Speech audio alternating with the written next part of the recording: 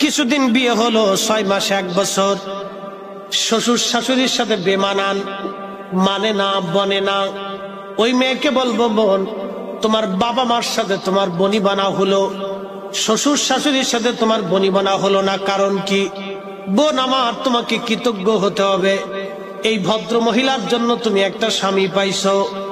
এই পুরুষ লোকটা 40টা বছর ধরে পরিশ্রম করে করে তোমাদের একটা সুন্দর ঘর উপহার দিয়েছে, তোমার একটা সুন্দর জীবন উপহার দিয়েছে। বৃদ্ধ মানুষটা 60 বছর ধরে এই বৃদ্ধ লোকটা পরিশ্রম করে করে তোমার একটা সুন্দর সংসার দিল, তোমার একটা জীবন দিল, তোমার একটা সুন্দর বাড়ি দিল, তোমাকে একটা স্বামী উপহার দিয়েছে। এই বৃদ্ধ লোকটা ঘরের মধ্যে যে বৃদ্ধা মা আছে, এই বৃদ্ধা মা নারীটা ঘরের মধ্য থেকে তোমাকে পরিশ্রম করে করে তোমার জন্য বাড়ি সাজাইলো, তোমার জন্য ঘর সাজাইলো।